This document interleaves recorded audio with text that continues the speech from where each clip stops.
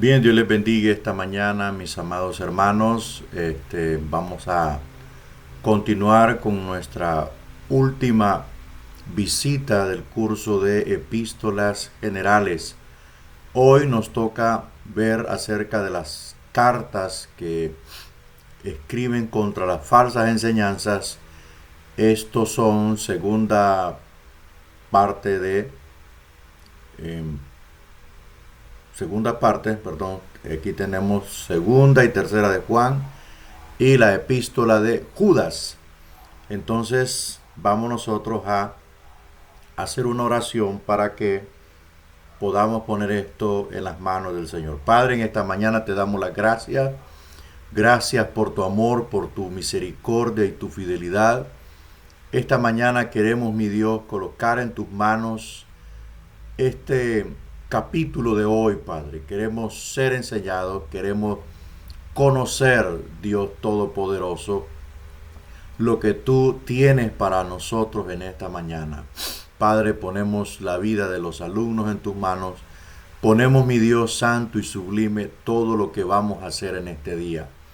Oro en tu nombre, Señor, para que podamos continuar y avanzar en este programa de educación y así, Señor, ser edificados y enseñados en tu palabra. Gracias por todo. Amén y amén. Bueno, vamos a ver entonces eh, las cartas de segunda de Juan, ¿verdad? Segunda carta de Juan. Recuerde que en la primera carta de Juan, este apóstol hace una apologética de la sana doctrina y especialmente de la persona de Cristo.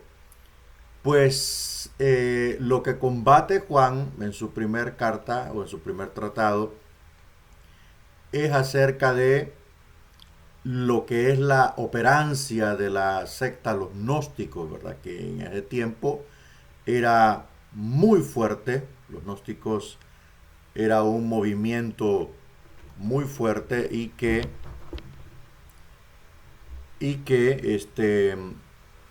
la iglesia estaba sufriendo terribles embates, y por lo tanto había que fortalecer la sana doctrina, especialmente la persona de Cristo, ¿verdad? Que Jesucristo es la columna central del cristianismo. Entonces estos escritos de Juan nos ayudan a comprender cuál en sí era la verdadera comunión que pues los gnósticos eh, decían que la verdadera comunión era con ellos y porque ellos poseían el conocimiento verdadero. Ese conocimiento que hacía falta para ser completamente salvos, y el apóstol Juan lo refuta desde la doctrina apostólica, desde su experiencia personal con Jesucristo. Veamos un poco del autor y fecha. Hemos visto que el apóstol Juan escribió un evangelio, tres cartas y el libro de Apocalipsis. Tome un momento para revisar algunos de los datos sobre Juan, los cuales estudiamos al principio de la lección 2 y el capítulo 11. Juan era uno de los apóstoles favoritos de Jesús y creemos que el apóstol Juan escribió sus tres epístolas entre los años 85 y 95. O sea, esa es bueno, de la autoría no tenemos más nada que decir, era el apóstol Juan. Pero entre los años 85 y 95, al mencionar esta fecha, da un poco de tristeza porque en ese momento se está terminando la era apostólica, se está acabando la esencia pura, ¿verdad?, del cristianismo en sí, de los testigos oculares que caminaron con Cristo, que hablaron con Él, que lo palparon, que compartieron tantas cosas con Él.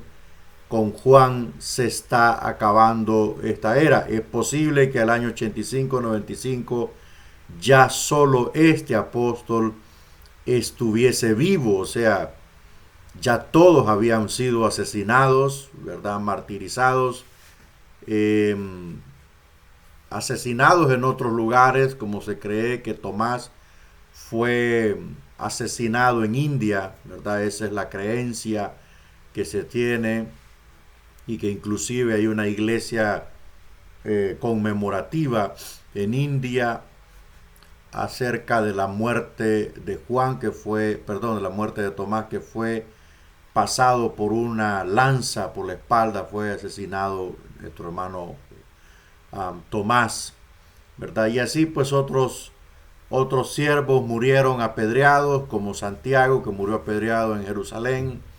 Marcos, ¿verdad? Fue apedreado también. Andrés fue crucificado y duró 3 días, 3 días en la cruz, agonizando, el pobre hombre. Y así pues el apóstol Pedro murió crucificado cabeza abajo. Estos hombres de Dios dejaron una huella imborrable en la historia, dejaron una huella magnífica en nuestras vidas, y algunos de ellos han ganado nuestras almas para Cristo con sus escritos, con sus palabras que quedaron marcadas y registradas en las páginas de la Biblia, ¿verdad? El código por el cual el Señor juzgará a los vivos y a los muertos. Entonces, entre los años 85 y 95, pues tristemente la era apostólica estaba llegando a su final, y terminó con la muerte natural de este anciano llamado Juan el teólogo, ¿verdad? Como se le dice. Entonces veamos un poco las explicaciones del bosquejo. Saludo de segunda de Juan, está del capítulo 1 al capítulo 3. Juan el apóstol era ya un anciano. Juan el apóstol era ya un anciano, y fue el que escribió esta carta. Se refiere a sí mismo como el anciano. Este era probablemente un título de honor debido a la edad de Juan. Él fue el último apóstol en morir, según dice la historia, ¿verdad? Porque de esta última parte de la vida de Juan, hay muchos hombres que escribieron, por ejemplo, Policarpo, el pastor de Esmirna, fue discípulo de Juan, y Flavio Josefo fue discípulo de Policarpo. Entonces, de la persona que se tiene un registro, la persona que nos da un registro de la vida de los apóstoles, especialmente de Juan, ¿verdad? Que es como decir un diario fresco, memorias frescas de esta era, es Flavio Josefo, ¿verdad? Flavio Josefo nos dice mucho acerca de estos hombres. Ahora, dicen, ¿verdad? Dicen que Juan, cuando ya estaba un anciano, ya él no podía caminar, ya él, ya sus piernas ya no le daban, ya estaba demasiado anciano. Según dicen, que él pedía que lo llevasen cargado, ¿verdad? En algo, lo llevasen cargado en algo al culto. Él no quería perderse el culto por nada del mundo. O sea, este hombre, aún en su vejez, en ancianidad, pues ya lo había dado absolutamente todo. Él aún así, en su estado de discapacidad, Juan pedía que lo llevasen al culto. Entonces esto es algo que nos da un tremendo mensaje, ya que la gente de hoy vive tan eclipsada y absorbida por los afanes de la vida, que ponen demasiadas excusas para ir al culto. Y miren que Juan pedía que lo llevasen, si es posible, cargado a la iglesia. ¿Por qué? Porque sabía el apóstol amado del Señor que en el culto había que estar. Entonces, entonces este saludo, ¿verdad? Este saludo lo encontramos en el capítulo 1, versículo 1 al 3. Y dice: el anciano a la señora elegida y a sus hijos, a quienes yo amo en la verdad, y no solo yo, sino también todos los que han conocido la verdad, a causa de la verdad que permanece en nosotros y estará para siempre con nosotros. Sea con vosotros gracia, misericordia y paz de Dios Padre y del Señor Jesucristo, Hijo del Padre, en verdad y en amor. Entonces, este saludo nos menciona un elemento importante aquí. Él menciona, creo, en términos, algunos dicen que es en términos figurativos, la señora elegida, y muchos han dicho que se refiere a la iglesia, ¿verdad? O se refiere a una hermana muy distinguida para Juan, que él de repente se la ganó para el Señor y ganó su familia, sus hijos, y por eso aparece esta salutación de una manera casi personalizada, ¿verdad? Entonces vamos a seguir avanzando aquí. Posibles destinatarios. Juan le escribió a la señora elegida y a sus hijos. Algunos piensan que esta señora era una viuda que Juan conocía. Esto puede ser, sin embargo, hay tres razones por las que nosotros pensamos que las palabras señora elegida se refieren a una iglesia local. Veamos las razones principales para poder ver si es viable esta deducción razonable. 1. Al hacer referencia a la señora, Juan usa la palabra vosotros en los versículos 8, 10 y 12, ¿verdad? En el griego también usa la forma plural. Así que al escribirle a la señora, Juan se dirige a un grupo de personas. Entonces la señora probablemente es una iglesia. Según los versículos 8, 10 y 12, aquí encontramos en el versículo 8: mirad por vosotros mismos, para que no perdáis el fruto de vuestro trabajo, sino que recibáis galardón completo, ¿verdad? O sea, él les hace un llamado como un llamado de advertencia, ¿verdad? Porque pues hay personas que en el camino del Señor trabajan y trabajan por el Señor, pero debido a que alguna cosa ya se apartan de la iglesia, se van de los caminos del Señor, y esto pues por supuesto se echa a perder todo su trabajo.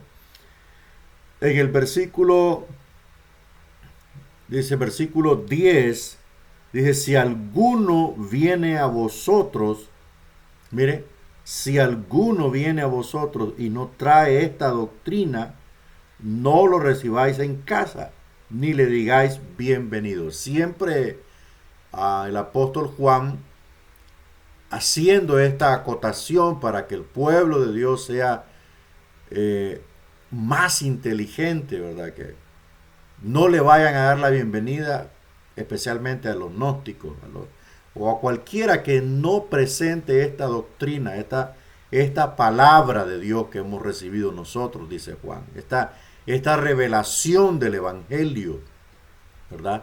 Esta revelación del Evangelio. Si alguien llega a vosotros y no lleva esta doctrina, entonces no lo reciban, ni le digan bienvenido. ¿Verdad? Que mucha gente hasta le sirve una taza de café o un vaso de agua a los testigos de Jehová cuando llegan a sus casas y se ponen a platicar, se ponen a parlotear y de todo. Entonces Dios está condenando eso, porque ellos son portadores del error. Ellos son portadores del error, y no solo ellos, sino todo aquel que no posee esta doctrina. Incluso Y le estoy diciendo una cosa, incluso esta doctrina es esta doctrina del Evangelio, esta es la enseñanza del Evangelio. La enseñanza liberadora, la enseñanza que sustenta, que afirma, que enriquece el alma, que liberta el alma. También hay cristianos que son portadores de otro tipo de doctrina, ¿verdad? O sea, hay que tener mucho cuidado también con eso y hay que discernir cuál es el alcance de las palabras de Juan.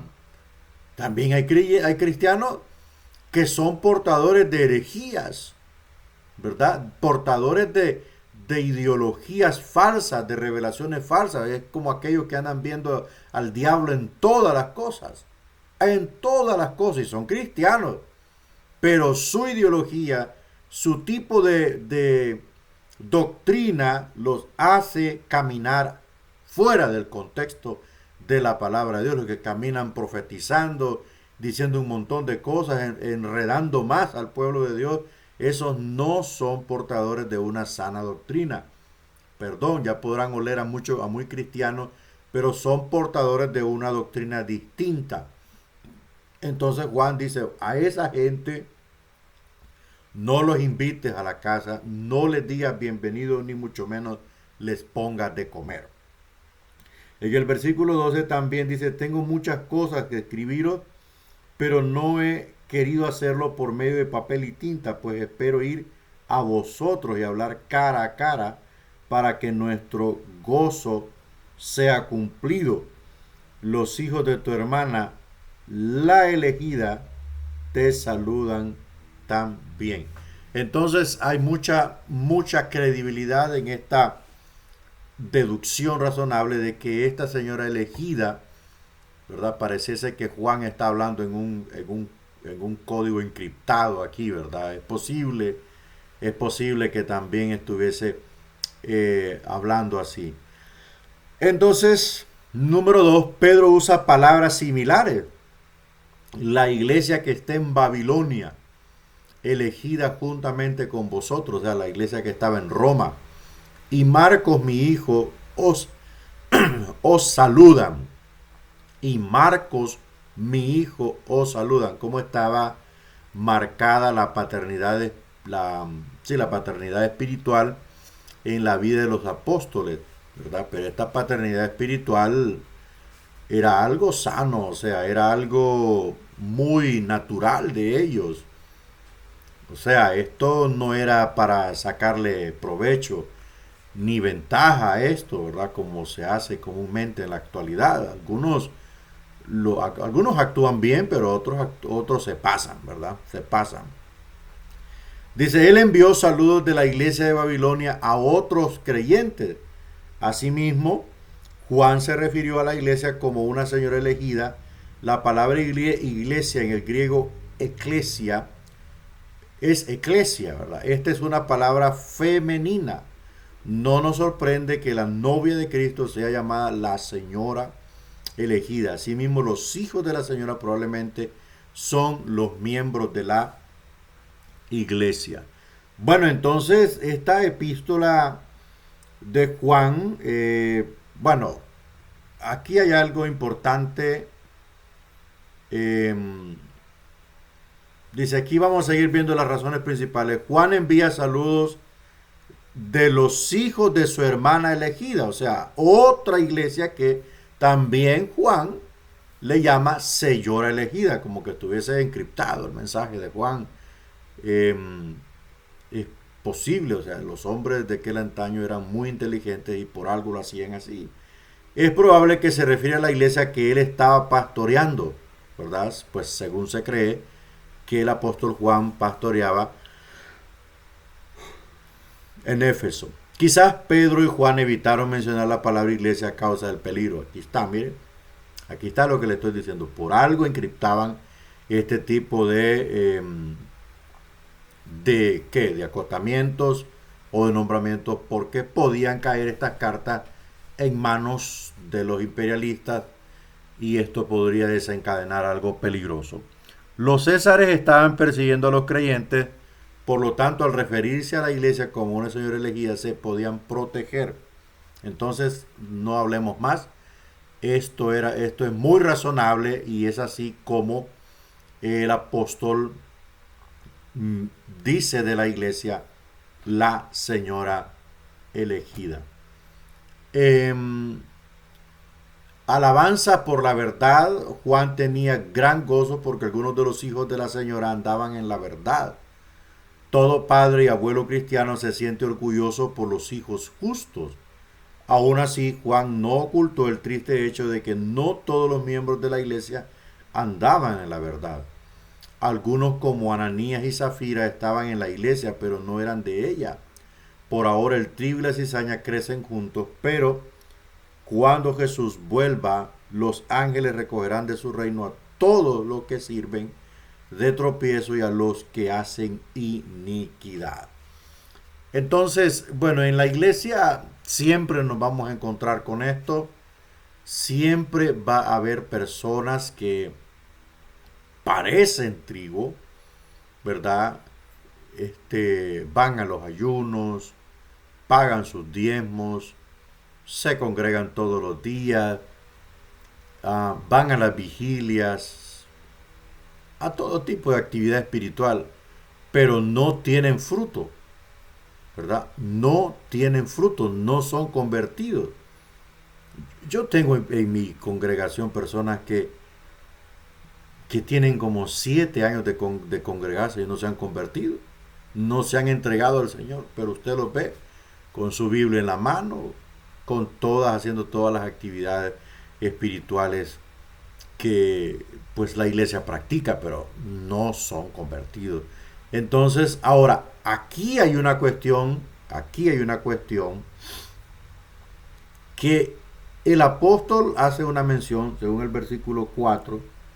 Mucho me regocijé porque he hallado a algunos de tus hijos andando en la verdad conforme al mandamiento que recibimos del Padre. O sea, ¿cuál es la verdad aquí? Esta verdad es la que predicó Jesucristo, ¿verdad? Esta verdad es la que predicó el Señor, es la verdad central de la palabra de Dios. O sea, es ahí donde todos los creyentes verdaderos estamos plantados, en la verdad de la palabra de Dios, no en el error. Estamos creyendo que Cristo nació de una virgen, pero que esta virgen dejó de ser virgen. Creemos que Jesucristo es el Hijo eterno de Dios. Creemos en la inspiración verbal de las Sagradas Escrituras. Creemos en la unicidad de Dios. Creemos en la triunidad de Dios. Creemos en la salvación efectuada por Cristo en la cruz del Calvario. Creemos en el nuevo nacimiento operado por el Espíritu Santo en el corazón humano. Creemos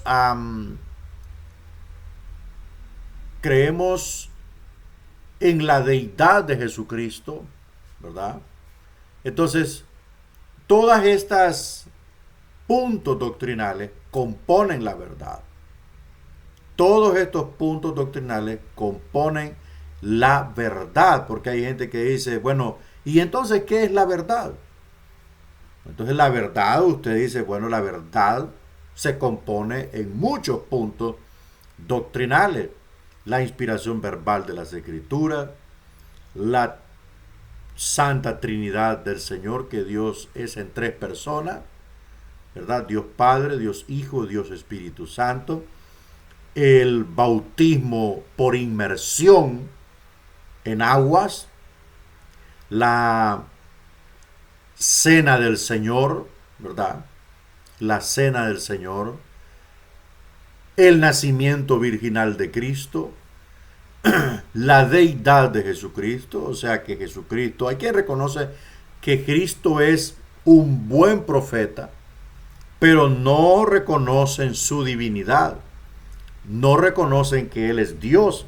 Entonces allí es donde esa persona ya no está en la verdad. ¿Ok? Ya no está en la verdad. Cristo es el Logos de Dios encarnado. es la palabra viviente. Estaba con el Padre desde el principio de todas las cosas. O sea, Él es la causa de todas las cosas. Él es la imagen pura de Dios, la sustancia misma de Dios es Cristo. Entonces, por lo tanto, Él comparte la misma naturaleza del Padre en el rango de lo divino. Entonces, ese es un punto doctrinal en el que el cristianismo puro y original se basa. Recuerde que el cristianismo se origina en Cristo. En Cristo. ¿Por qué? Porque Cristo es el eje central de la salvación, es el autor de la salvación. Por lo tanto, la iglesia debe de conocer en términos generales la doctrina de Cristo. O sea, todo lo que significa la cristología en la Biblia, desde el marco del Antiguo Testamento y el marco del Nuevo Testamento. Entonces, por lo tanto, ese es un punto doctrinal en donde el cristianismo puro se basa, que Jesucristo es 100% hombre y 100% Dios. Eso es irreversible e inerrable. Entonces, eso es la verdad. Y así pues hay muchos puntos doctrinales, ¿verdad?, que componen la verdad. Y para los discípulos esto estaba claro. Esto estaba claro. Bueno, ahora aquí hay algo importante que se menciona. Desde el punto de vista de Mateo 13:41, a la par del trigo también crece la cizaña. La cizaña solo es imagen. La cizaña solo es figura. La cizaña simple y sencillamente parece trigo, ¿verdad? Parece trigo. Por ejemplo, si usted investiga la imagen de una mata de trigo con una mata de cizaña, usted va a ver que son casi idénticas. Son casi idénticas. La única diferencia es que la mata de trigo se carga de trigo, ¿verdad? Se carga hasta se dobla, y la cizaña nunca tiene fruto. Entonces, por lo tanto, el Señor siempre hace esta comparación metafórica de que hay personas en el reino de Dios que no tienen fruto. Hay personas que van a la iglesia, que se congregan en la iglesia, pero no tienen fruto. O sea, solamente son el bulto en la iglesia y esos no sirven para nada. Como dijo el Señor, un día la cizaña será cortada, ¿verdad?, y colocada en manojos para ser quemada. O sea, quien va a juzgar la cizaña en la iglesia se llama Jesucristo. Ahora, el pastor por eso debe tener los sentidos agudizados. El pastor debe de estar atento a todo el desarrollo y crecimiento de la iglesia. Uno sabe quién es trigo y quién es cizaña en la iglesia. O sea, uno sabe quién da fruto y quién no tiene fruto. Ahora, si el pastor le da el altar a los que no tienen fruto, está atentando contra la salud y vida de la iglesia. Está atentando seriamente. Darle el púlpito a los que están en el rango de la cizaña, o peor aún, porque hay creyentes que no tienen fruto, pero no hieden ni huelen en la iglesia. Y hay creyentes que no tienen fruto y son una amenaza, son un lío en la iglesia. Esos son 2 veces cizaña. Entonces, esa gente no se le puede dar absolutamente nada. ¿Por qué? Porque eso sería destruir la esencia pura de la iglesia. Porque la iglesia, oiga bien, su funcionamiento, su estructuración, su constitución se conserva cuando los que están aptos la ministran. Cuando los que están en santidad, cuando los que sirven al altar del Señor en santidad y con frutos, entonces la iglesia se mantiene pura. Pero dele usted púlpito, dele usted altar a los que solo porque pagan buenos diezmos, porque tienen buenas finanzas y ayudan mucho al pastor y lo tienen con carro, lo tienen con casa, lo tienen con comida, lo tienen con ropa y lo tienen con todos los lujos y cosas de esta vida.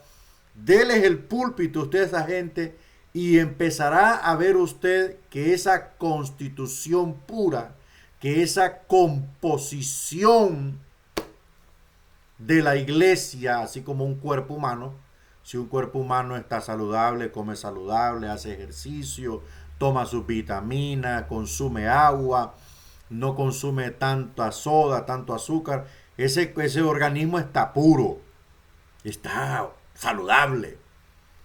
¿Ok? Pero empieza a comer usted cosas dañinas como todo lo que está alterado en grasas, harinas, etcétera, etcétera. ¿Qué va a suceder?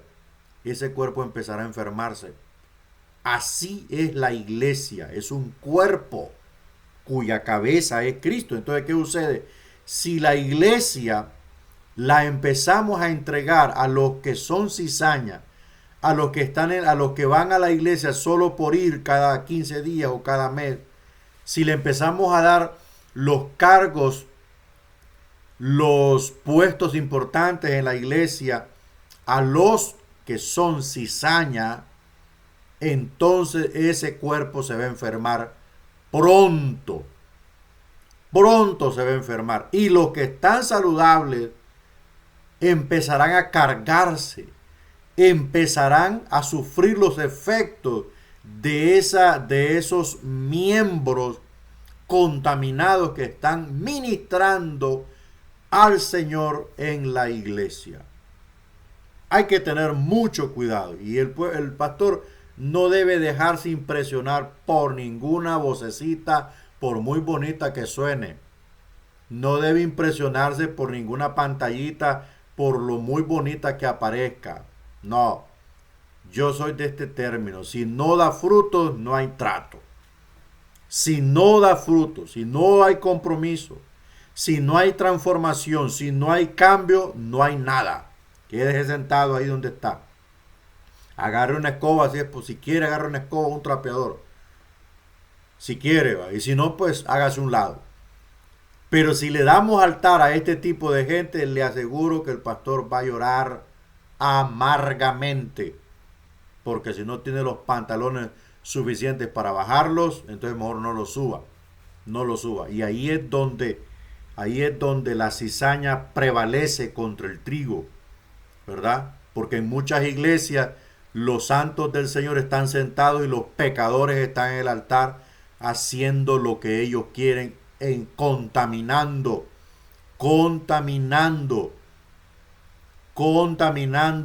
la iglesia, el cuerpo vivo. Esto es injusto ante Dios. Entonces, hay un claro llamado por parte del apóstol Juan. Hay un claro llamado por parte del apóstol Juan para permanecer en la doctrina. El amor es un tema grande en el Evangelio de Juan y en el 1 al 3 de Juan. Él había escrito al principio: amados, si Dios nos ha amado así, debemos también nosotros amarnos unos a otros, perdón. Algunas personas son más difíciles de amar que otras, eso es cierto. Pero Dios nos manda a amar a otros creyentes. ¿Cómo se demuestra el amor? Perdonando como Dios nos perdonó, compartiendo con los necesitados como hizo el buen samaritano. Entonces, de los versículos 5 al 6, y ahora te ruego, Señora, no como escribiéndote un nuevo mandamiento, sino el que hemos tenido desde el principio, que nos amemos unos a otros. Y este es el amor, que andemos según sus mandamientos. Este es el mandamiento, que andéis en amor, como vosotros habéis oído desde el principio. Una cosa es decir, yo lo amo, hermano, yo la amo, hermana, y otra cosa es demostrarlo. El verdadero amor en el cristianismo no solo es de palabras, sino que también es de hecho. Y una de las formas de demostrar este amor es perdonar, ¿verdad? Nadie puede entrar al seno del Padre si no perdona. Nadie puede entrar en comunión con Dios si no perdona. Como dijo Jesús, perdonaos vuestras ofensas los unos a los otros, para que vuestro Padre, también los perdone. Y si no hay perdón de parte de Dios para nosotros, no podemos entrar en comunión con Dios. No hay perdón, no hay reconcilio, no hay paz. Ajá, y mucha gente que vive problemado con los hermanos en la iglesia, viven enemistados, viven con rencillas. Muchas de esas personas, escuche bien, están ministrando la presencia de Dios, están testificando del amor de Dios, pero ellos no lo practican. O sea, ellos hablan del amor de Dios, pero no hay nada de práctica en sus vidas. Entonces, por lo tanto, ese es un amor o un cristianismo hipócrita. Eso es un cristianismo falso, barato. ¿Por qué? Porque el cristianismo se demuestra en el mandamiento más grande que el Señor habló y exaltó: amar al prójimo, ¿verdad?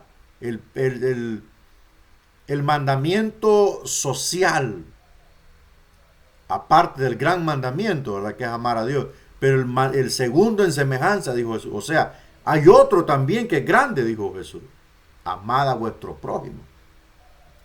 Y todo lo que se refiere a doctrina de Cristo gira en torno al amor, porque no hay más amor que el Señor demostró hacia nosotros. Entonces, en ese rango de categoría, ese es un patrón en el que nosotros tenemos que guiarnos, que así como Cristo entregó su vida por nosotros, nosotros también podemos sacrificarnos, ¿verdad? Sacrificar nuestro ego para perdonar y para pedir perdón.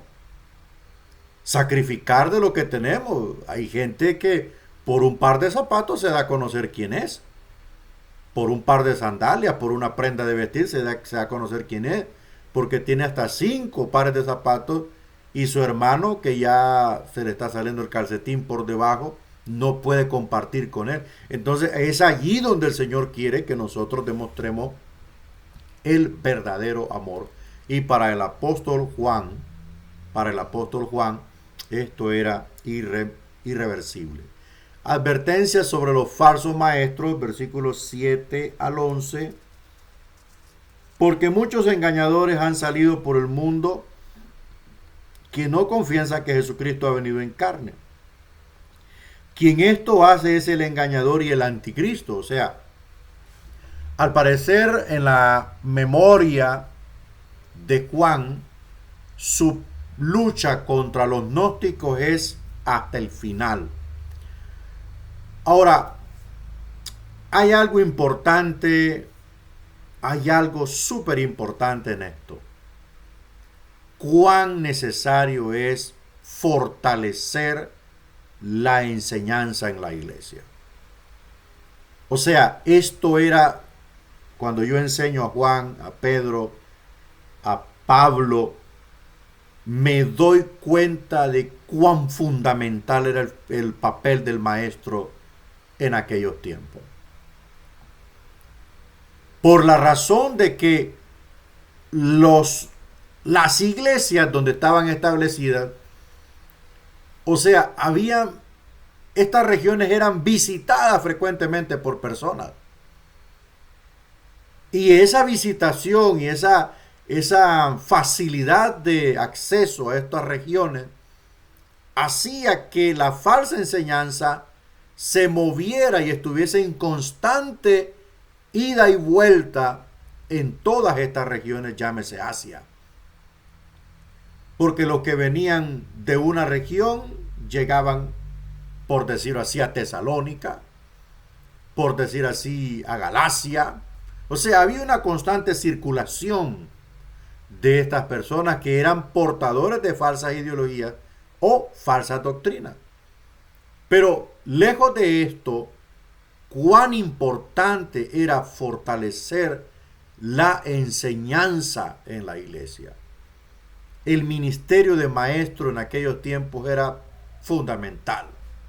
Por eso cuando aquellos vieron a Apolo cómo predicaba, cómo hablaba del Señor, lo agarraron y lo entrenaron bien para que su predicación y su enseñanza tuviese más consolidación.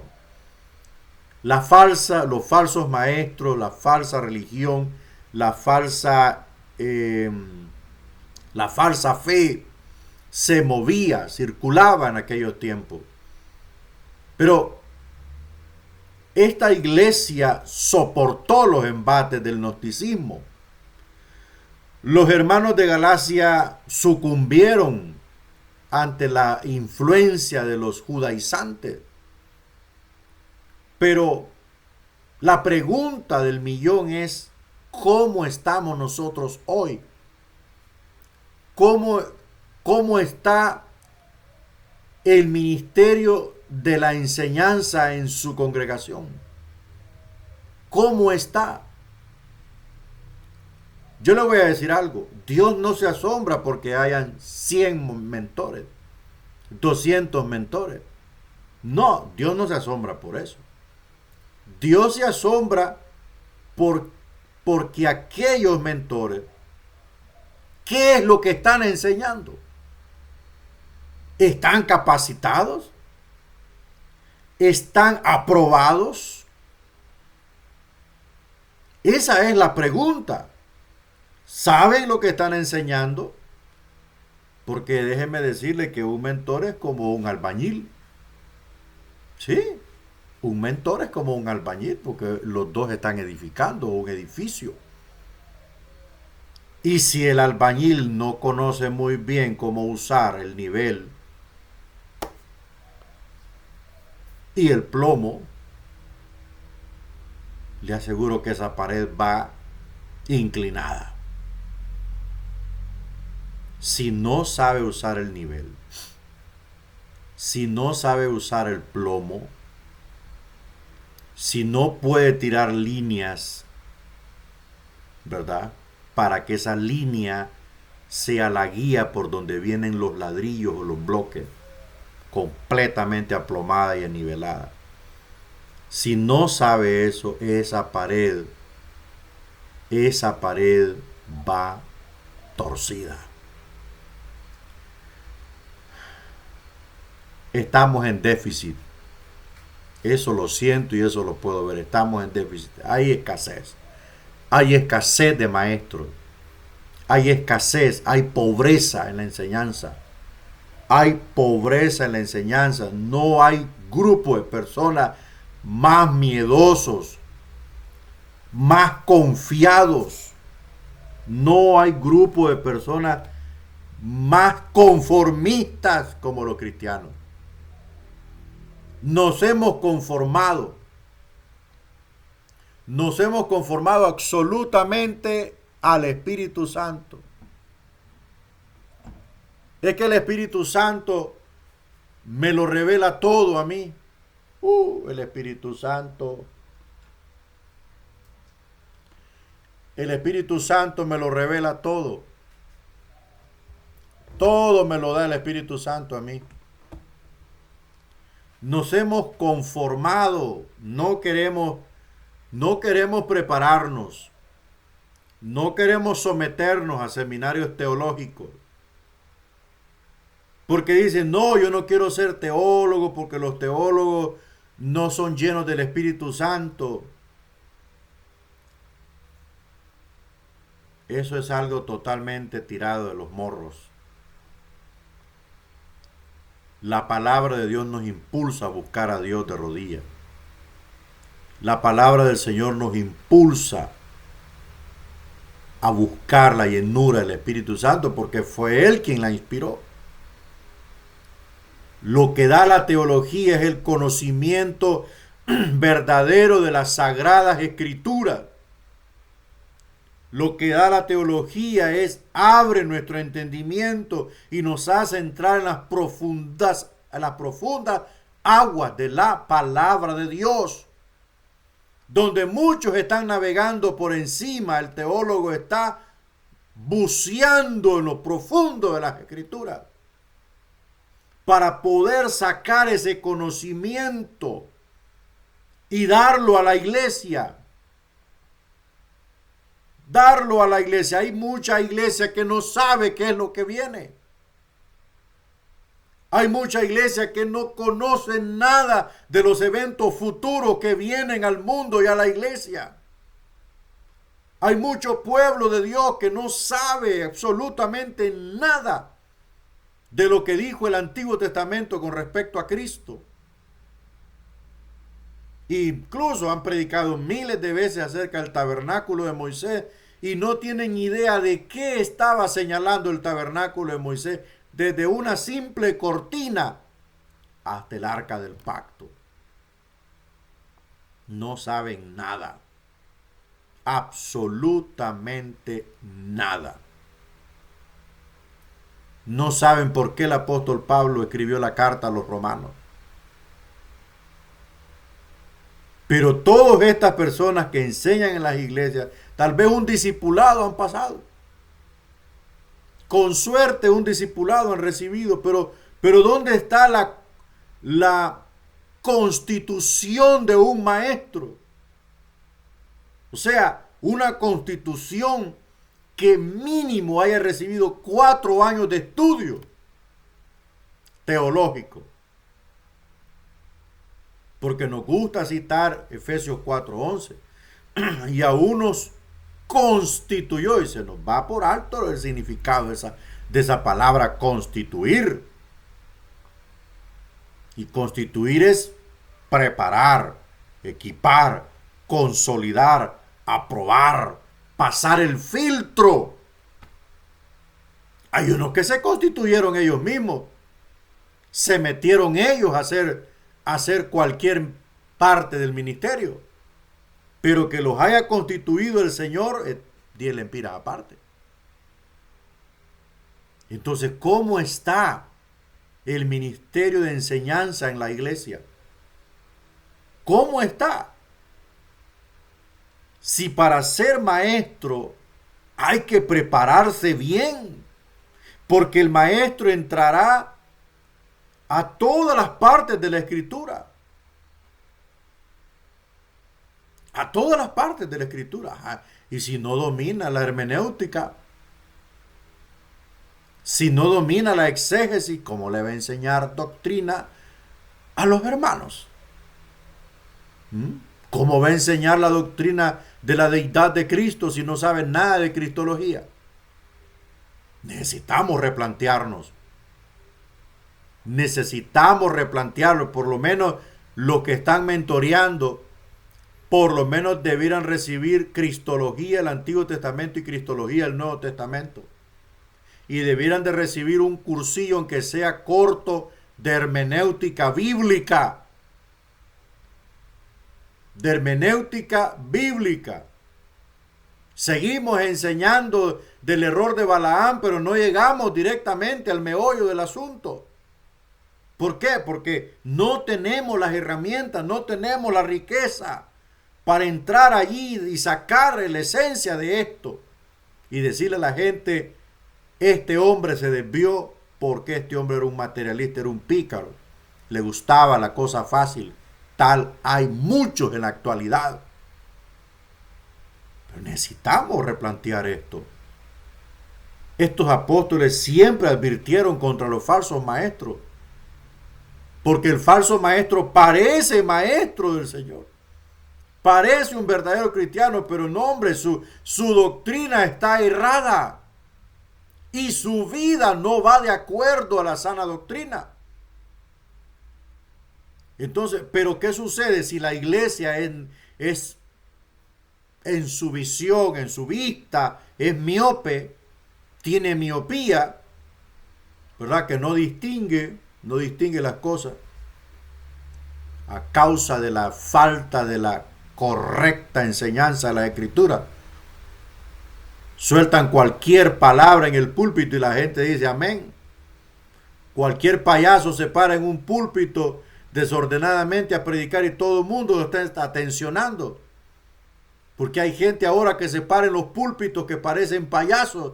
Se acabó la corte formal, se acabó aquello formal cuando los hombres se subían con corbata a predicar la palabra del Señor, formales, su ropa todo corregido, las mujeres corregidas con vestimenta que no mostrasen su cuerpo, sino algo corregido. Ahora no, hombre, ahora enseñan todo su cuerpo, ahora muestran lo que no tienen que mostrar. Desde el momento que una mujer se para a predicar y está enseñando su cuerpo y todo, es una mujer que parece del mundo. En ese momento, levántese y váyase. Váyase, ¿qué le va a ministrar? Si el que porta la palabra debe ser, como dijo el apóstol Pedro, santos hombres de Dios, santas mujeres piadosas. Hoy cualquier deschavetado se para en un púlpito, parece vago, parece gente que anda circulando en el mundo de la mundanalidad. Ahora la predicación se ha vuelto tan barata, tan superflua, tan pasajera, que ya no hay respeto por la casa de Dios, ya no hay respeto por el Señor. ¿Por qué? ¿Por qué aparece esto? Porque la iglesia dejó de enseñar correctamente. La iglesia perdió el formato, perdió la visión, perdió la inspiración, perdió la dirección del Espíritu Santo y estamos formando gente barata en términos ministeriales, en términos espirituales. Estamos dando poca calidad a la presencia de Dios. ¿Cómo Dios va a salvar a la gente de esta forma? Es imposible formar así, es imposible. Porque estamos formando poca calidad. Se acabó eso. Ahora cualquiera se sube a un púlpito a predicar, hombre. Yo recuerdo cuando yo fui formado, cuando a mí me enseñaron, hasta me dijeron, mire hermano, usted debe de andar sus zapatos bien chinoleados, ponerse calcetines correctos, su pantalón correcto, nada de andar todo mamey ahí, hombre. Su camisa correcta. Si no usar corbata, pues una manga larga, formal. Ahora no, hermano. Ahora hay gente subiéndose a los púlpitos sin manga sus camisas. Parece gente que anda en la playa. Pero ahí está la iglesia sonsa y boba, oyendo a estos impíos sin fruto,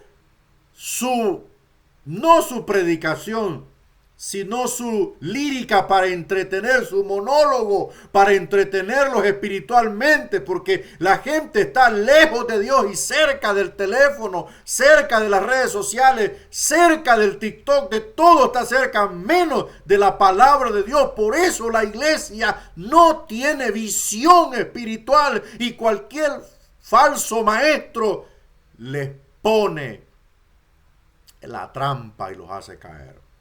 Y ahí va la iglesia a dejar los celulares, a dejar las carteras, a dejar las alhajas, a dejar las propiedades, los carros, a dejar el dinero, a dejar todo a los pies de estos mercenarios de la palabra de Dios. ¿Por qué? Porque el pueblo pereció ya que le faltó conocimiento. ¿Hacia dónde vamos? Con esta pobreza espiritual en relación a la enseñanza escritural de las Sagradas Escrituras, o de la Biblia.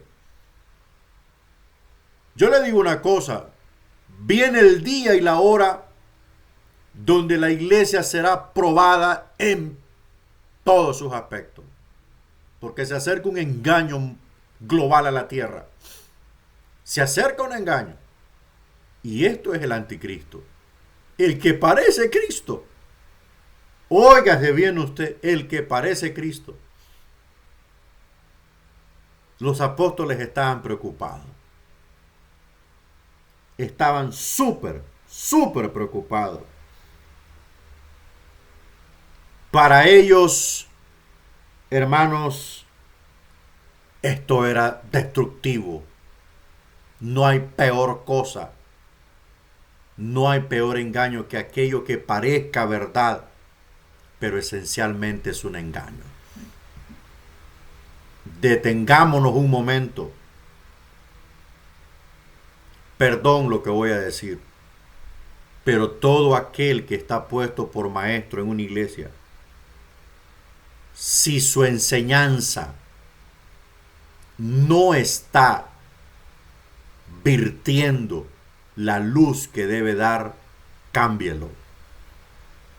Cámbielo, mándelo a un seminario, hermano. No se enamore de él. Si está colocando solo teorías sobre el altar, yo pienso, yo creo, yo veo, eso no es enseñanza. Si no está seguro, mejor no diga ni papa. Las teorías personales son personales. No se puede usar como un formato de doctrina para enseñar negativo. Eso está produciendo un error de fábrica.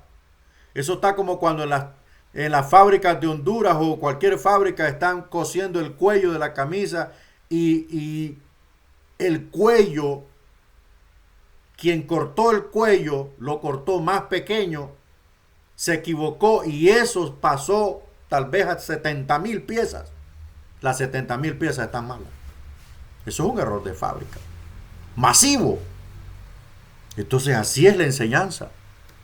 Si estamos enseñando de forma pobre, estamos produciendo pobreza. Pobreza escritural. Estamos enseñando pobreza escritural. Tenemos que replantear esta situación antes que algo horrible ocurra, si no es que ya está ocurriendo, ¿verdad? Si no es que ya está ocurriendo. El apóstol Juan hace un llamado de advertencia, porque muchos engañadores han salido por el mundo que no confiesan que Jesucristo ha venido en carne, esto es los gnósticos.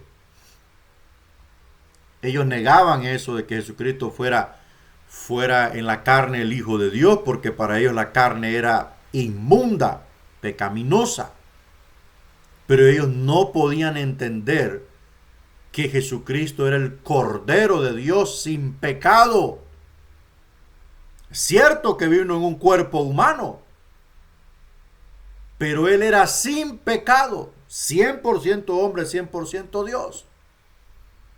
Eso lo enseña la genética, que quien en la concepción del individuo, quien coloca la sangre del individuo es el hombre. Es el hombre quien aporta la sangre del nuevo ser. Entonces, en la concepción de Cristo, por eso es que la iglesia debe saber esto. En la concepción de Cristo, María solo aportó su óvulo para que naciera un ser vivo. Pero lo que era la sangre de ese nuevo ser vivo, esto es el niño Jesús, no la aportó María, la aportó el Espíritu Santo de Dios. O sea, esa era la única sangre sin pecado en la historia de la humanidad. Desde Adán hasta el último ser viviente que ha de vivir o de morir en esta historia.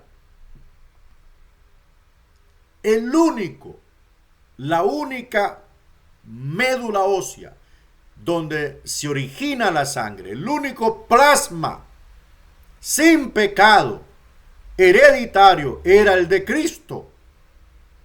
Por eso Cristo nunca se inclinó a la corrupción, nunca se inclinó al morbo, nunca se inclinó a ningún pecado, porque su esencia, su ADN, su genética, su sangre, no lo podía llevar allí porque no era parte del mundo pecaminoso.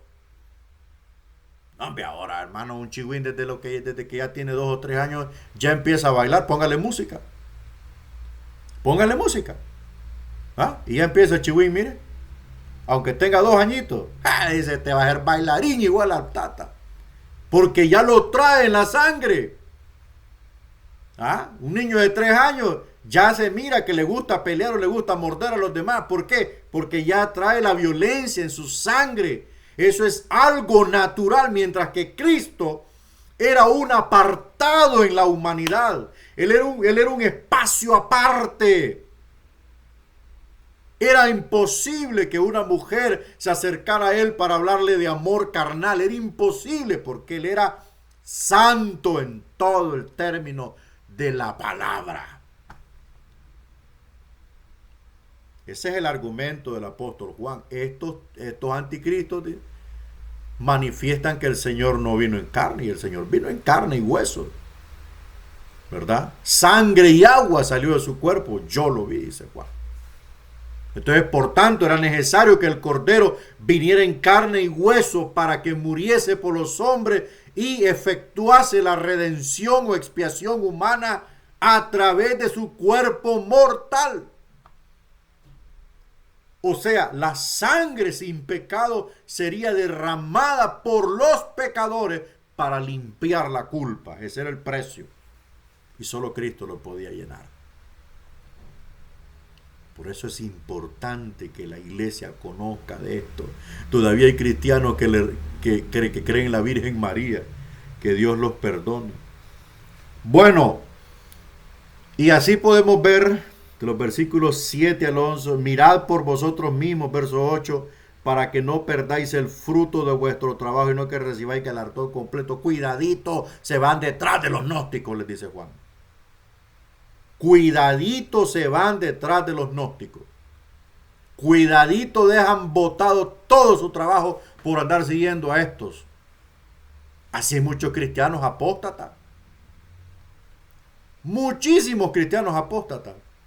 Dejaron botados, pastores apóstatas, iglesias apóstatas.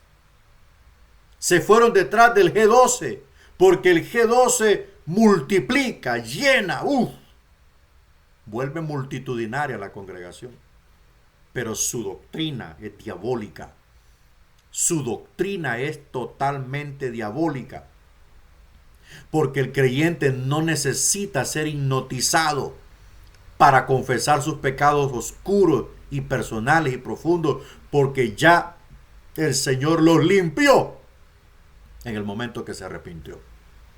No necesita que le practiquen la doctrina de la regresión. No necesita autoflagelarse como dolor por la pena del pecado. No. Ya el Señor limpió los pecados en la cruz del Calvario, y cuando usted se arrepintió fue perdonado desde el primer pecado hasta el último.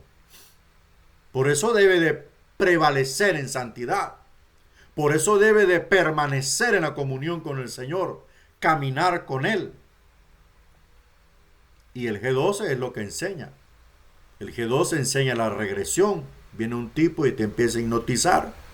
Te hipnotiza y usted automáticamente se desconecta, su consciente se desconecta, pero queda el subconsciente activo. Entonces el hipnotismo, el que está dirigiendo la hipnotización, por decir así, accede a su subconsciente, o sea, aquella parte que está oculta en usted, que solo usted la maneja, o sea, su cofre de secretos privados. Y le empieza a decir, contame qué hiciste. Contá qué es lo que hiciste con fulana de tal, y empieza a soltar como te hipnotizado. No se da cuenta, no es consciente de lo que habla. O sea, eso es ordinario, eso es horrible. Aparte de que es espiritismo, ¿verdad? Bueno, hay que tener cuidado, hay que replantear esto, fortalecer la enseñanza, enviar a los mentores a seminarios, aunque sea cortos pero concisos, para nutrir más su capacidad. Cualquiera que se extravíe y no persevere en la doctrina de Cristo no tiene a Dios. El que persevere en la doctrina de Cristo, ese sí tiene al Padre y al Hijo. Si alguno viene a vosotros y no trae esta doctrina, no lo recibáis en casa ni le digáis bienvenido, porque el que le dice bienvenido participa en sus malas obras. Hay gente que hasta tamales y café le ponen a los apóstatas ¿verdad? Y tal vez estos endemoniados lo que portan es pura maldad. Y ya después de comer, ya le empieza, espérame hermano que voy a orar por usted porque Dios me está mostrando una visión. Y ya empieza a regarse, mire, y aquel bobo termina hecho una ruina. El peligro de apoyar a un falso maestro es un error. Invitar a los falsos maestros a enseñar en nuestra casa e iglesia. Recuerde que en el tiempo de Juan muchas iglesias se reunían en las casas. Los maestros viajaban y necesitaban un lugar para dormir y comida para alimentarse. Mire, no me equivoco en lo que le enseñé. Así que algunos acogían a estos visitantes en sus casas. Ellos comían, dormían y enseñaban. Mire, hermano,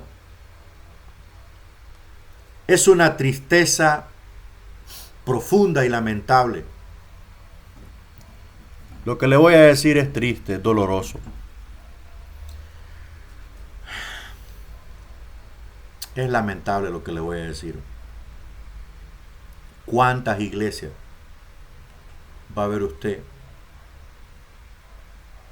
que activan? Oiga bien, ¿cuántas iglesias va a ver usted que hacen una actividad económica para equipar al maestro que enseña en la iglesia? ¿Cuántas? Un maestro necesita comentarios contextuales de la Biblia. Un maestro necesita comentarios bíblicos. Un maestro necesita Biblia de estudio. Un maestro necesita Nuevo Testamento o Antiguo Testamento interlineal, sea del hebreo o del griego. Un maestro necesita diccionario bíblico. Un maestro necesita una laptop. Un maestro necesita una tablet que tenga todas las capacidades. Un maestro necesita un data show para exponer la palabra del Señor, un apoyo visual para enseñar las Sagradas Escrituras. ¿Quién ha visto una iglesia que active para que ese maestro tenga todas las herramientas para exponer correctamente la palabra de Dios? Si usted la ha visto, usted es bienaventurado. Pero generalmente nadie apoya el ministerio de la enseñanza. Nadie, ninguna iglesia. Mire, todas las iglesias activan, le voy a decir, para mejorar los inodoros, para mejorar las sillas, para pintar el templo, para poner cortina, para comprar púlpito, para comprar micrófono, para comprar esto. Pero en la enseñanza está pobre. Porque vivimos en una sociedad que le gusta ver las cosas hechas en el punto de vista del volumen. Vendimos 1000 tamales, pero pintamos el templo. Pero el maestro está enseñando una pobreza porque no tiene las herramientas para ampliarse. Sí, la iglesia el templo está bien pintado, pero el templo espiritual está lleno de telas arañas. ¿Quién ha visto? ¿Quién ha visto una iglesia que hace una actividad económica para equipar a su pastor? Pastor, pastor, usted necesita esta laptop, usted necesita este diccionario. Mire, le vamos a comprar toda la enciclopedia de John MacArthur, del Nuevo Testamento, todo lo que está, todos los comentarios del Nuevo Testamento de John MacArthur cuesta como $600. Se lo vamos a comprar, pastor, para que usted tenga su biblioteca a full. ¿Qué pastor tiene biblioteca? Cuénteme. A duras penas tiene una Biblia, hombre. Porque la gente dice, no, que el pastor tiene que tener fe para que Dios le provea, para que Dios le dé esto, no, hombre, ¿y usted para qué está? ¿Y usted es el que va a comer el bocado? Gloria a Dios. Esa es nuestra realidad. La iglesia que equipa a su pastor es una iglesia bienaventurada. Yo deseara tener tantas herramientas de apoyo visual para hacer una exposición de los verbos y vocablos que se encuentran en la palabra de Dios para que la iglesia llegue a este punto. Hoy sí entiendo por qué Jesús dijo esas palabras. Pero no hay. ¿Verdad? No hay. Pero sería bueno que la iglesia tomara el verdadero papel. Mire, en vez de estar preocupado en pintar las paredes de la iglesia y en poner cortinas y en poner de todo, que hasta cafetería le ponen. Bueno, no es mala la cafetería, pero vamos, si se ha de hacer una cosa, ¿por qué dejar de hacer la otra? Todos nosotros, toda la gente se preocupa por lo material, por lo voluble, por lo físico, por lo visible. Pero ¿quién se preocupa por la riqueza escritural de la iglesia? ¿Quién se preocupa?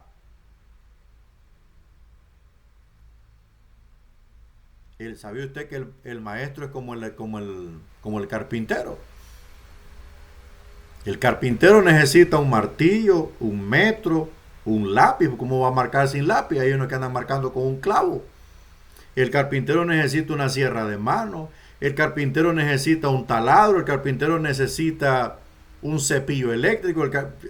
Yo cuando yo trabajaba, yo andaba todas mis herramientas. No me las colgaba en el cuerpo porque no podía.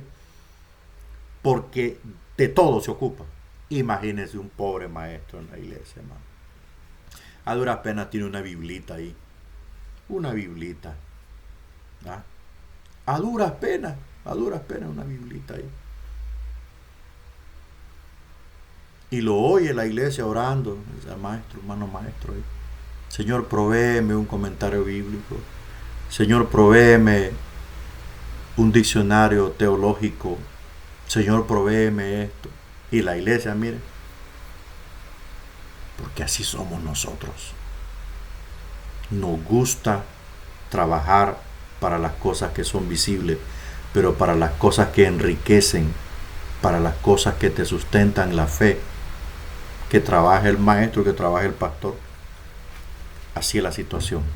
Tercera carta de Juan, de escribir a Gayo, Diótrefes y Demetrio en tercera de Juan. Juan el apóstol es el autor, ¿verdad? Es el autor. Veamos un poco las explicaciones del bosquejo. Juan escribió su tercera carta a su amado amigo Gayo, que era un miembro de la iglesia. En el griego la palabra amado es agapetos. Esta palabra significa estimado, amado o querido. Aparece varias veces en las cartas de Juan. Gayo debe de haber sido bien conocido entre las iglesias de Asia. Juan ministró en estas iglesias durante los últimos años de su vida. El nombre de Gayo aparece varias veces en el Nuevo Testamento. Leemos sobre Gayo de Corinto en Romanos 16, 23. Gayo de Macedonia en Hechos 19, 29 y Gayo de Derbe en Hechos 24. En el versículo 2 Juan oró porque Gayo tuviera salud así como su alma era prosperada. Jesús y los apóstoles tenían interés en las necesidades espirituales y físicas. Ellos reconocían que la gente tenía cuerpo y alma. El anciano Agayo. Mire, el anciano Agayo. Estoy leyendo tercera carta de Juan, versículo 1. El amado a quien amo en la verdad. Amado, yo deseo que tú seas prosperado en todas las cosas y que tengas salud, así como prospera tu alma. Dos cosas importantes aquí. La salud, que es el regalo más grande que Dios le ha dado al hombre. No se equivoque, no es su mujer o su esposo, es su salud. El regalo más grande que Dios le dio al hombre es la salud. Porque con la salud nosotros andamos o vamos a cualquier lugar. Con la salud nosotros hacemos todas las actividades. Y hay otra cosa importante que menciona el apóstol: prosperidad en el alma. Esta prosperidad espiritual es un crecimiento espiritual, es una riqueza espiritual. No está hablando de estancamiento, no está hablando de conformismo. no está hablando de acomodamiento, está hablando de crecimiento. O sea, así como crece tu vida espiritual, así como es enriquecida tu vida espiritual, así deseo que sea prosperada tu alma. Entonces, Gayo era un hombre fiel, según los versículos 3 al 8. Pues mucho me regocijé cuando vinieron los hermanos y dieron testimonio de tu verdad, de cómo andas en la verdad. No tengo yo mayor gozo que este, el oír que mis hijos andan en la verdad. Amado, fielmente te conduces cuando prestas algún servicio a los hermanos, especialmente a los conocidos. O sea, para sintetizar esto, Gayo era de esos creyentes únicos que tienen una capacidad de servir enormemente. Gayo era un hospedador, era un hombre que hospedaba a los predicadores y no solo les daba alojamiento, sino que los enviaba con bendición económica para su camino. Era un gran, por decir así, un diaconazo en la iglesia. Era una maravilla de cristiano, de esos raritos y contados que algunos pastores tienen la dicha de tenerlos y hay otros que todavía no los tenemos. Pero Gayo era una persona increíble, increíble.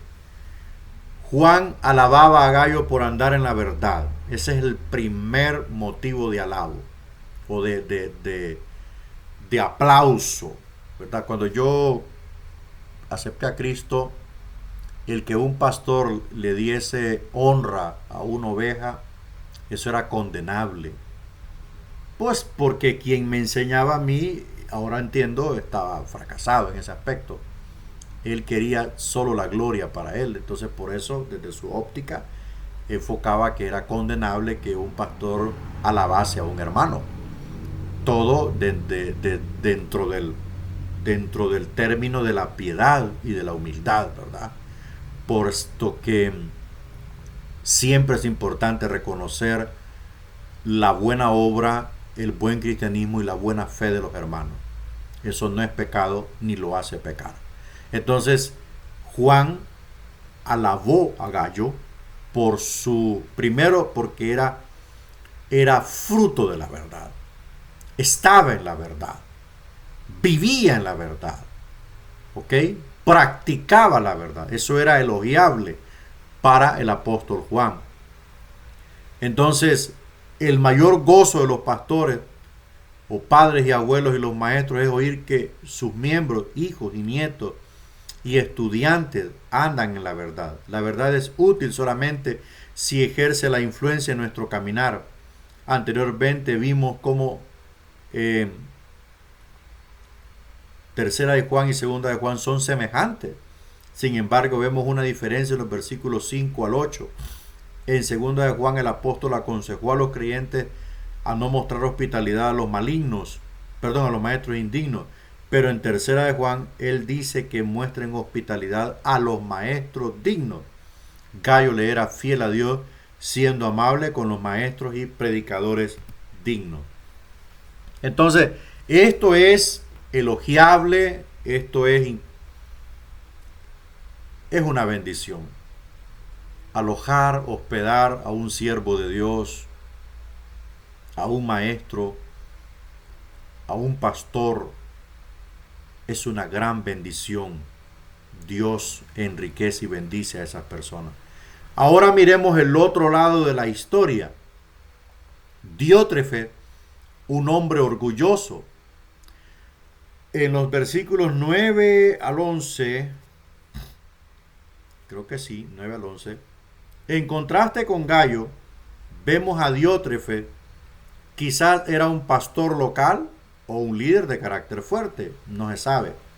No era amable con los predicadores visitantes. ¿Por qué? Juan dijo que Diótrefe era orgulloso, como un rey o dictador. Quería ser el único líder. Rechazó una carta del apóstol Juan. ¡Qué valor!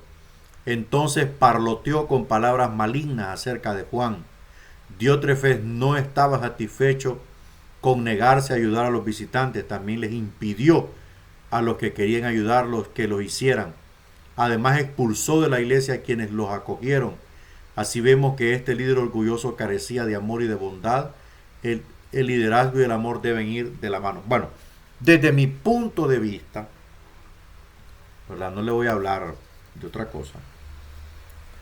Veamos lo que dice el texto, versículo 9. Yo he escrito a la iglesia, pero Diótrefes, al cual le gusta tener el primer lugar entre ellos, no nos recibe. Por esta causa, si yo fuere, recordaré las obras que hace parloteando con palabras malignas contra nosotros. Y no contento con estas cosas, no recibe a los hermanos, y a los que quieren recibirlos se los prohíbe, los expulsa de la iglesia. Bueno, desde mi punto de vista, para mí Diótrefes era un pastor, porque el único que puede tener la potestad de expulsar o de excomulgar a un miembro de una iglesia es el pastor. De que este hombre haya sido permitido por parte de Juan, porque según lo que veo, Juan era el presbítero de Éfeso y él ministraba y supervisaba las iglesias en Éfeso o en esa parte de Asia. Entonces es posible que este hombre se haya aferrado al ministerio, se haya aferrado a la iglesia, ¿verdad?, para pastorearla. Porque aquí se mencionan muchas cosas. Primero, no recibe la autoridad apostólica. No recibe las cartas de Juan. Era una persona totalmente opuesta y rebelde. Segundo, prohíbe a los hermanos recibir a los predicadores itinerarios, o sea, a los evangelistas que van de iglesia en iglesia, que por supuesto estos predicadores son aprobados por Juan, ¿verdad? Son aprobados por Juan. Entonces, es posible que este haya sido un pastor y por eso expulsó a muchos hermanos. Y el peligro mayor por parte de Juan era que el hermano Gallo se contaminase con esto. Por eso en el versículo 11, Juan dice: amado, no imites lo malo, sino lo bueno. El que hace lo bueno es de Dios, pero el que hace lo malo no ha visto a Dios, ¿verdad? O sea, bueno, aquí hay que explicar algo aquí. Nadie ha visto a Dios, ¿verdad? Esto es una hipérbole en la figura retórica del lenguaje hebreo. Esto es como decir una exageración razonable, ¿verdad? Nadie ha visto a Dios. Lo que está tratando de decir Juan aquí es que el que hace lo malo, el que hace lo bueno es de Dios, pero el que hace lo malo no ha tenido un encuentro con Dios. Eso es lo que quiere decir Juan. No ha tenido un encuentro con Dios. Porque ese encuentro con Dios implica un antes y un después. Cuando yo me encontré con Cristo, mi vida fue transformada. Cuando usted se encontró con Cristo, su vida fue transformada. Entonces, por lo tanto, no podemos operar así. No podemos actuar así porque fuimos transformados. ¿Ok? Entonces, el argumento de Juan aquí está diciendo que el que hace lo malo, o sea, aquí hacer lo malo significa que es parte de su vida. Usted puede hacer, por decir así, cosas malas, pero algo circunstancial, espontáneo, no es su estilo de vida hacer lo malo es actuar perversamente. ¿Me explico? Actuar perversamente. Entonces, eso es un estilo de vida. Por lo tanto, dice Juan, no ha conocido a Dios. Todos dan testimonio de Demetrio y aún la verdad misma y también nosotros damos testimonio. Y vosotros sabéis que nuestro testimonio es verdadero. O sea, todos sabemos quién es Demetrio, todos sabemos lo rebelde que es, pero yo quiero que tú, le dices, no imites lo malo, ¿verdad? Veamos el apóstol del amor. A propósito, observemos el amor con que Juan trata este problema. Juan era un apóstol importante y famoso, el único que quedaba vivo de los 12. Sin embargo, un pequeño líder como Diótrefe insultó a este gigante espiritual. Si hubiera sido un apóstol joven, Juan quizá habría intentado mandar que descendiera fuego del cielo sobre Diótrefe, ¿verdad? Recuerda lo que Jacobo y Juan hicieron cuando los samaritanos los rechazaron. Ellos querían mandar que descendiera fuego del cielo para destruirlos. Por eso fue que Jesús llamó a Jacobo y a Juan los hijos del trueno.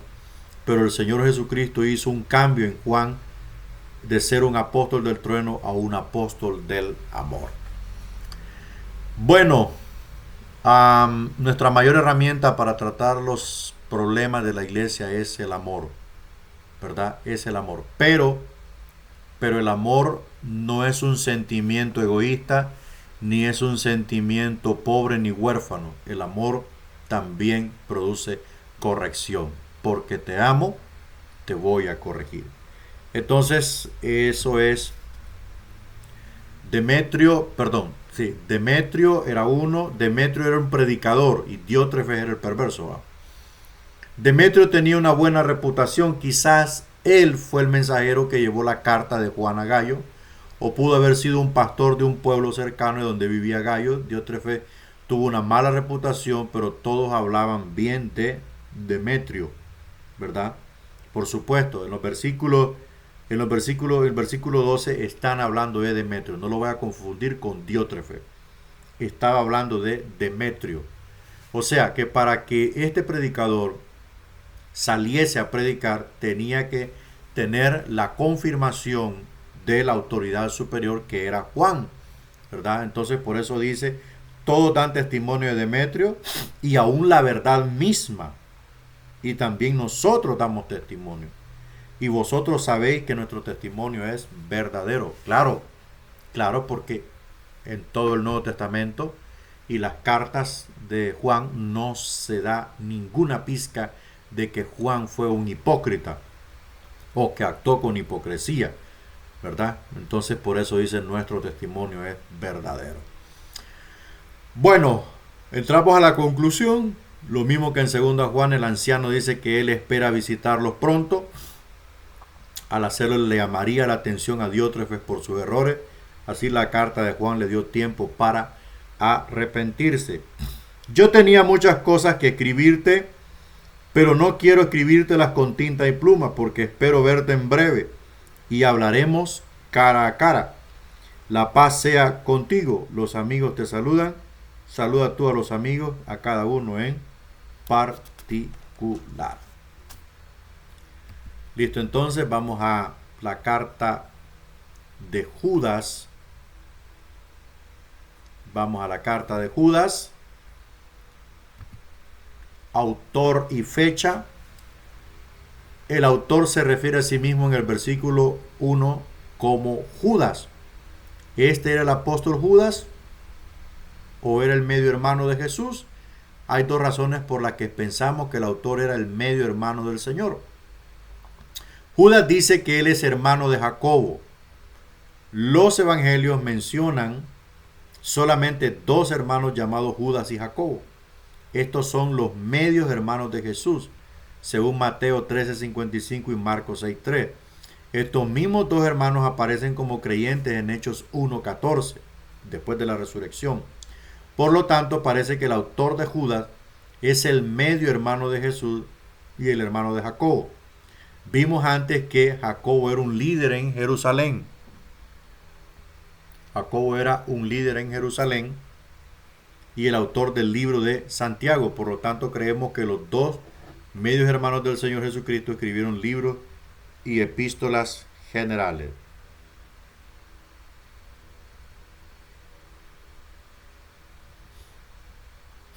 Entonces, Entonces, ah, entonces deducimos o si sintetizamos, Judas es el medio hermano de Jesús, ¿verdad? Que él junto con Jacobo se convirtieron después de la resurrección. Bueno, Judas no era apóstol, pero mire usted qué bendición. No era un apóstol, pero recibió la inspiración para escribir una carta. Y el escritor de Judas parece excluirse a sí mismo de los apóstoles. Parece que se refiere a los apóstoles como un grupo separado, según versículo 17. Usted siempre debe tener su Biblia ahí, hermano. Pero vosotros, amados, tened memoria de las palabras que antes fueron dichas por los apóstoles de nuestro Señor Jesucristo. Entonces él no era apóstol. La fecha de Judas está vinculada con segunda de Pedro. Bueno, ahí en su PDF lo va a ver, la figura 12.7 muestra versículos similares entre estas dos epístolas. Pero ¿cuál fue primero, Judas o segunda Pedro? Judas 17:18 parece referirse a segunda de Pedro 3:3. Vamos a ver versículo 18. Los que os decía en el postrer tiempo habrá burladores que andarán según sus malvados deseos. Vamos a ver segunda de Pedro 3:3 para corroborar. Segunda de Pedro 3:3. Sabiendo primero esto, que en los postreros días vendrán burladores andando según sus propias concupiscencias. Bueno, esto da a entender que Judas escribió después de Pedro. Si es así, probablemente fue escrito entre los años 70 al 80. Durante esos años los creyentes se enfrentaron con los falsos maestros como los descritos por Judas. Entonces, encontramos aquí que Judas como que se apoya en la carta de segunda de Pedro para plantear su tesis, haciendo un llamado contra las sectas. Veamos el propósito. Judas quiso escribir y regocijarse por las bendiciones de la salvación, pero había algo más importante. Hay tiempos cuando todos los líderes deben enseñar contra el error, es lo que veníamos hablando.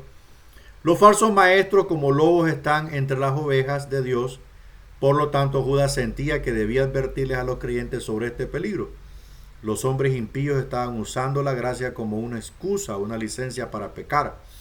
Judas dijo que los falsos maestros estaban negando a Jesucristo, nuestro soberano Señor. Es decir, estos maestros profanos se negaban a permitir que Cristo reinara sobre ellos. El pecado está en contra de Cristo. Bueno, este es el propósito de Judas.